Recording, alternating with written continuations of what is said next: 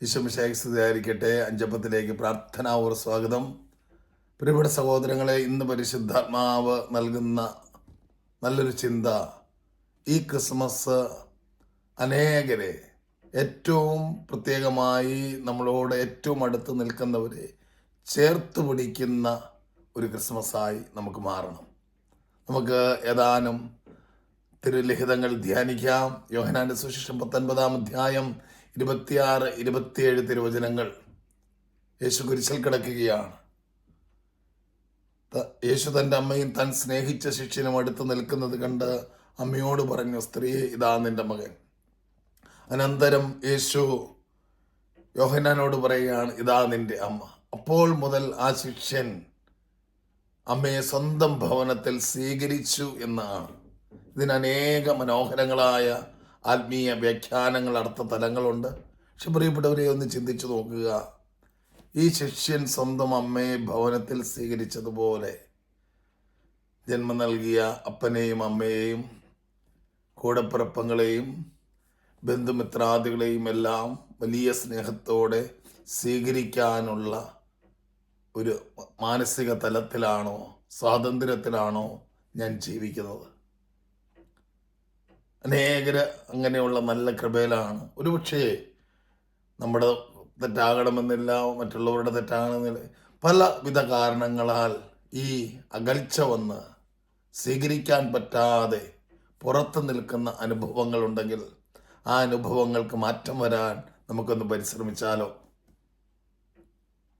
യോഹന്നാന്റെ സുവിശേഷം 17-ാം അധ്യായം 9-ാം തിരുവചനത്തിൽ ഈശോ പ്രാർത്ഥിക്കുന്നത് എങ്ങനെയാണ്? ഞാൻ അവർക്ക് വേണ്ടിയാണ് പ്രാർത്ഥിക്കുന്നത്, ലോകത്തിന് വേണ്ടിയല്ല, അങ്ങ് എനിക്ക് തന്നവർക്ക് വേണ്ടിയിട്ടാണ്. പ്രിയപ്പെട്ടവരെ, നമ്മൾ ജനിച്ചു വീണ കുടുംബം, നമ്മുടെ പ്രിയപ്പെട്ടവർ, ബന്ധുമിത്രാദികൾ, കൂടപ്പിറപ്പങ്ങൾ, അത് ദൈവം നമുക്ക് നൽകിയവരാണ്, ദൈവം നമുക്ക് ഏൽപ്പിച്ചു തന്നവരാണ്. അവർക്ക് വേണ്ടി പ്രാർത്ഥിക്കേണ്ടത് നമ്മുടെ ഉത്തരവാദിത്തമാണ്. വീണ്ടും 17-ാം അധ്യായം 6-ാം തിരുവചനം, ലോകത്തിൽ നിന്ന് അവിടുന്ന് എനിക്ക് നൽകിയവർക്ക് അവിടുത്തെ നാമം ഞാൻ വെളിപ്പെടുത്തി. ലോകത്തിൽ നിന്ന് അവിടുന്ന് എനിക്ക് നൽകിയവർ.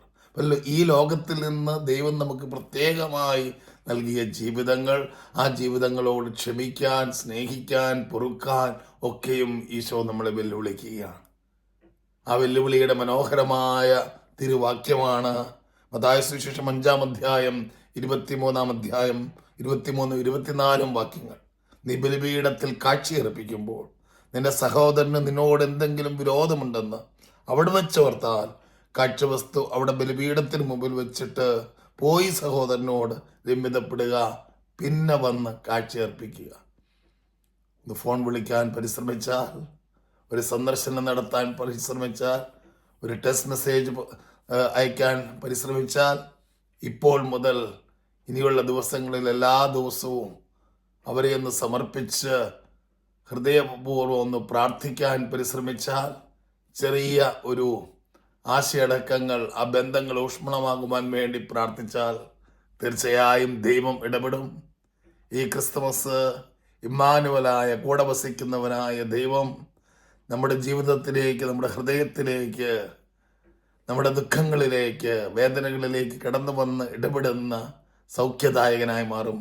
അങ്ങനെ മനോഹരമായ, കൂടുതൽ ഊഷ്മളമായ, കൂടുതൽ സൗഖ്യം നിറഞ്ഞ, കൂടുതൽ കൃപകൾ നിറഞ്ഞ, കൂടുതൽ അനുരഞ്ജനം നിറഞ്ഞ നല്ലൊരു ക്രിസ്മസ് നമുക്കെല്ലാവർക്കും ഉണ്ടാകട്ടെ.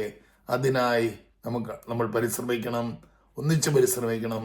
ഈശോ തീർച്ചയായും നമ്മളെ അനുഗ്രഹിക്കും.